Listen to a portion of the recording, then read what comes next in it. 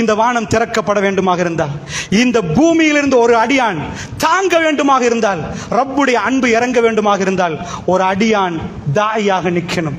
நன்றாக புரிந்து கொள்ளுங்கள். நான் சொல்வது உங்களுக்கு இன்னும் தெளிவாக புரிய வைக்கிறேன். நான் சொன்ன விஷயம் என்ன தெரியுமா? இந்த வானத்தில் இந்த அன்பு இறங்கணும் என்றால், இந்த பூமி உங்களை தாங்கி பிடிக்கணும் என்றால், இந்த பூமியை நீங்கள் மிக பலமானவராக நிற்கணும் என்றால், அல்லாஹ்வுடைய உதவி உங்களுக்கு இறங்கணும் என்றால், அல்லாஹ்வுடைய பாதையிலே நீங்கள் அழைப்பாளனாக நிற்கணும். உங்க நேரங்காலங்களில் ஒரு பகுதியை இது கொடுக்கணும். இதுக்கு பென்ஷன் இல்லை, எனக்கு 70 வயசப்பா, இதுக்கு மேல தஅவா செய்ய இயலாது, மௌத் வரைக்கும் லா இலாஹ இல்லல்லாஹ் முஹம்மதுர் ரசூலுல்லாஹ் தீமையை கண்டா தடுக்கணும். உமர் பின் கத்தாப் ரலியல்லாஹு அன்ஹு அவர்கள் மிக மோசமான முறையில் பள்ளிவாசலில் கத்தியால் குத்தப்பட்டு அவர் வீட்டுக்கு கொண்டு போய் வைக்கப்பட்டிருக்கிற அமீருல் முஃமினீன், இந்த உம்மத்துடைய அன்றைக்கு அமீர், அன்றைக்கு மிக பெரும் அமீர், ஒரு பெரும் சாம்ராஜ்யத்துக்குரிய அமீர், அவரை வந்து சந்திக்கிறார். நீண்ட ஹதீஸ், சிறுக்கமாக சொல்கிறேன் ஒரு செய்தி. அதாவது அவரை வந்து ஒரு இளைஞன் சந்திக்கிறார். அவர் நிறைய சொல்கிறார். அமீர் அவர்களே, நீங்கள் கொடுத்து வைக்கப்பட்டவர், ஷாஹிபுர் ரசூல், ரசூலுடைய தோழர், நீங்கள் மிக நெருக்கமான தோழர், அபூபக்கர், உமர், நான் என்று ரசூலுல்லாஹ் சொன்ன பட்டியல் நீங்க நிக்கிறீங்க. அதோட நிறைய சொன்னார்.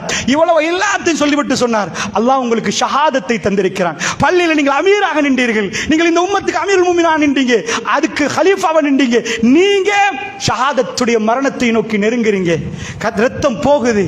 அந்த நேரத்தில் சொல்ற நேரம் அவ்வளவுத்தையும் கேட்டுட்டு இருந்து மற்ற மனிதர்களை மாறி சாம்ராஜ்யத்துக்கு தலைவர் அந்த இடத்துல அவரை பார்த்துட்டு, கோ என்ன பாராட்டிட்டு போயினார் என்று சிரிச்சிட்டு துவா செய்யுங்கன்னு முடிக்கல. அப்படியே அவர் கண்ணு போகுது.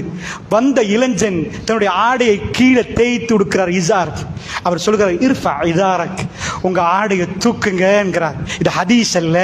அதாவது உமர் பின் கத்தாபுடைய நேரத்தில், மரணிக்கிற நேரத்தில் நடந்த ஒரு செய்தி. அல்லாஹ்வுடைய இல்லையார்களே, என்ன, அதாவது இது புகாரில் வரக்கூடிய அந்த செய்தியை அறிவிக்கக்கூடியவர் அப்படியே சொல்லிக் கொண்டு வருகிறார். அழகாக இந்த இடத்தில் அவர் சொல்கிறார், தூக்குங்கள் உங்க ஆடைய, அல்லாஹ் உங்களுக்கு அருள் செய்வான், உங்களோட இரக்கமாக நிற்பான் என்றால். தாவாவை பாருங்கள், மரண படுக்கை, ரத்தம் போகிறது, கொண்டு போய் அடக்க போகிறார்கள்.